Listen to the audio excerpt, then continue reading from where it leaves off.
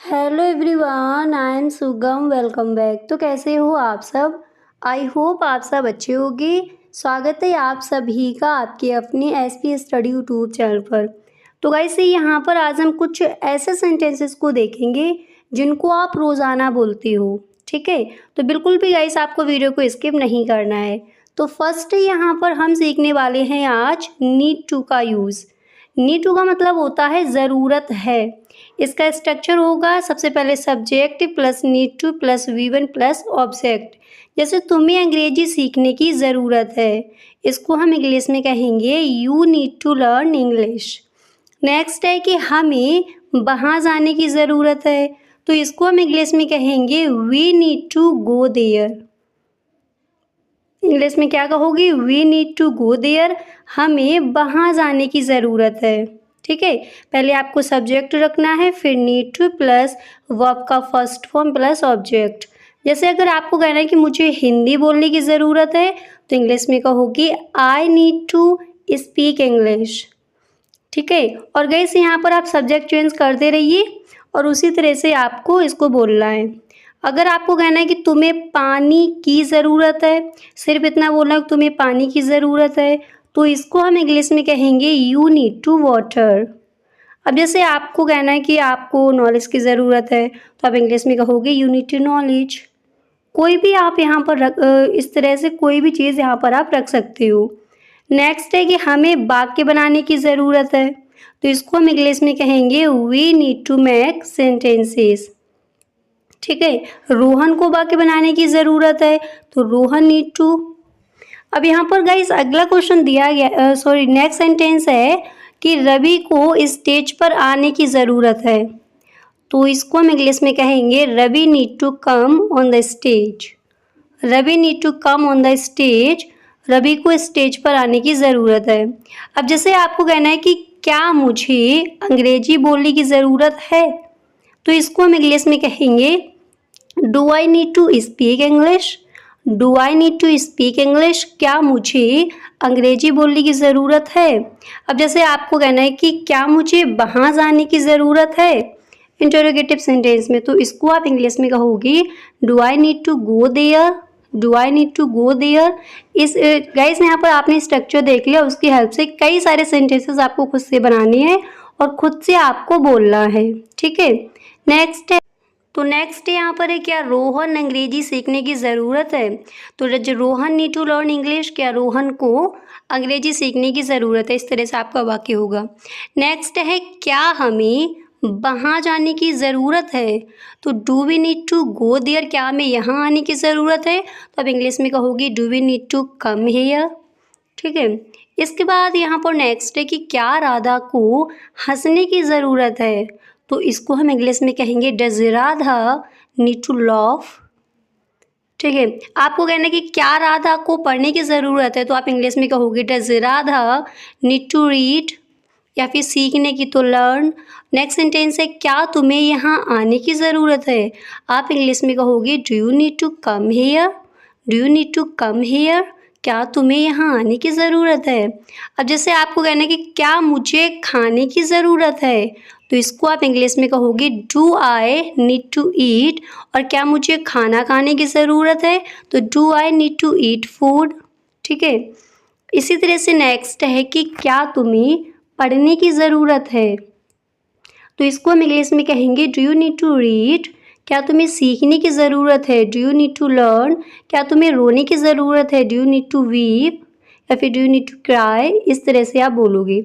इसके बाद नेक्स्ट है कैन, तो कैन का मतलब होता है सकता है, ये आपके सारे मॉडल्स वर्ब हैं। ठीक है, इसका स्ट्रक्चर गाइस होता है सबसे पहले आपको subject plus can plus verb का फर्स्ट फॉर्म प्लस ऑब्जेक्ट। जैसे मैं उन्हें बता सकता हूँ, तो आई कैन टेल देम।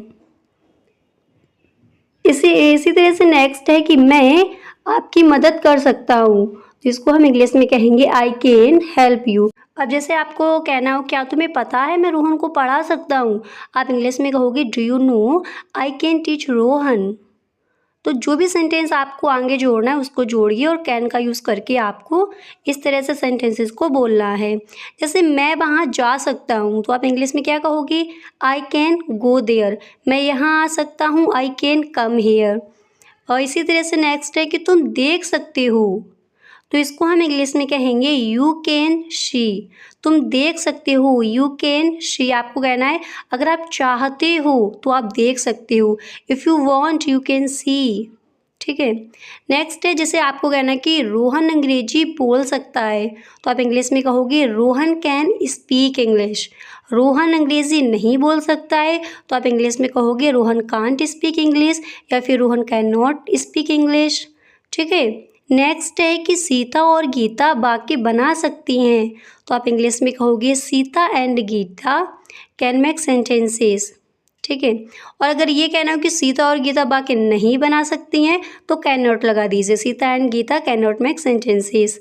अगर आपको कहना है कि तुम पढ़ा सकते हो, तो आप इंग्लिश में कहोगे यू कैन टीच।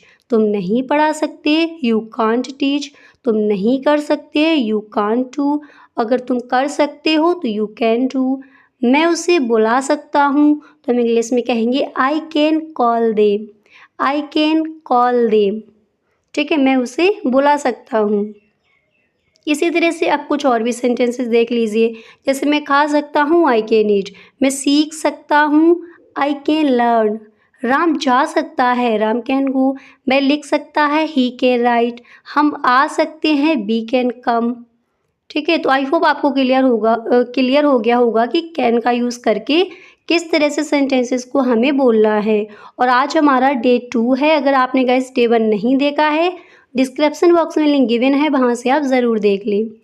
अब यहाँ पर हम देखेंगे मस्ट। तो मस्ट का मतलब होता है अवश्य चाहिए। अब जैसे आपको कहना है कि आपको अंग्रेजी अवश्य बोलनी चाहिए, तो इसको हम इंग्लिश में कहेंगे you must speak English.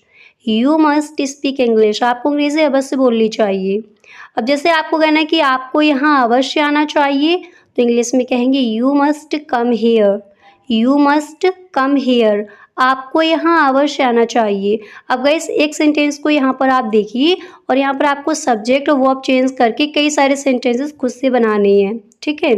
Next है कि तुम्हें अवश्य अंग्रेजी सीखनी चाहिए, तो इसको हम इंग्लिश में क्या कहेंगे, यू मस्ट लर्न इंग्लिश। अब जैसे राधा को अवश्य वहाँ जाना चाहिए, तो Radha must go there.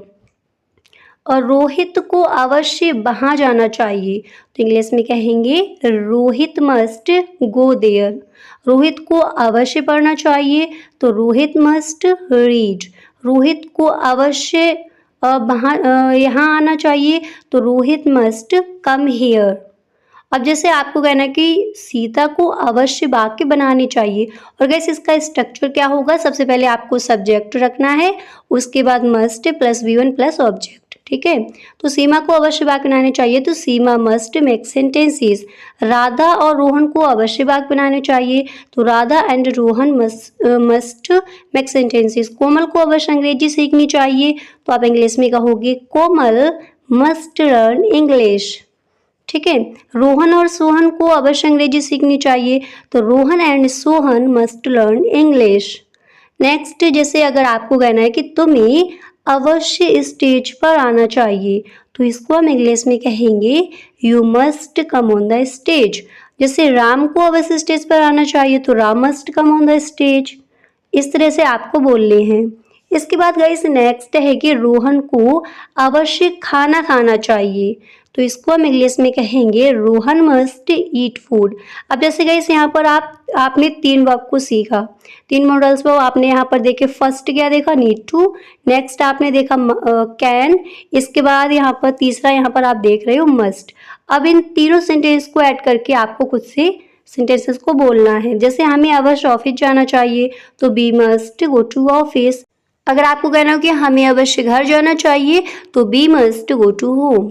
Next है कि नीतू को अवश्य सोचना चाहिए, तो इंग्लिश में हम इसको कहेंगे नीतू मस्ट थिंक। नीतू को इसके बारे में अवश्य सोचना चाहिए, तो Neetu must think about it. ठीक है। इसके बाद नेक्स्ट है कि मुझे अवश्य पढ़ाना चाहिए, तो इसको हम इंग्लिश में कहेंगे आई मस्ट टीच। और तुम्हें अवश्य पढ़ाना चाहिए, यू मस्ट टीच। तुम्हें अवश्य पढ़ना चाहिए, तो यू मस्ट रीड। तुम्हें अवश्य सीखना चाहिए, यू मस्ट लर्न। इस तरह से। अब जैसे आपको कहना है कि तुम्हें अवश्य पढ़ना और पढ़ाना चाहिए, तो इसको हम इंग्लिश में कहेंगे you must read and teach. तुम्हें अवश्य हंसना और हंसाना चाहिए। तो रीड एंड टीच की जगह आपको उसकी इंग्लिश लगा देनी है। अब यहाँ पर गाइस कुछ रैंडम सेंटेंसेस है, उनको देख लीजिए। जैसे मुझे सुबह जल्दी उठने की ज़रूरत है, तो नीड टू का यूज़ आप देख चुके हो, तो आप इंग्लिश में कहोगे I need to wake up early in the morning. I need to wake up early in the morning, मुझे सुबह जल्दी उठने की ज़रूरत है। अब जैसे आपको कहना है कि रोहन को अवश्य सुबह जल्दी उठना चाहिए, तो इसका अवश्य का भी यूज आप देख चुके हो, मस्ट। तो आप इंग्लिश में कहोगे Rohan must wake up early in the morning. Rohan must wake up early in the morning, Rohan को अवश्य सुबह जल्दी उठना चाहिए। अब जैसे आपको कहना है कि हम वहाँ जा सकते हैं यदि आप कहें तो जैसे हम वहाँ जा सकते हैं नॉर्मल आपको बनाना है कि वी कैन गो, और अगर आपको कहना है हम वहाँ जा सकते हैं वी कैन गो देयर, यदि आप कहें तो इसको हम इंग्लिश में कहेंगे इफ़ यू कैन।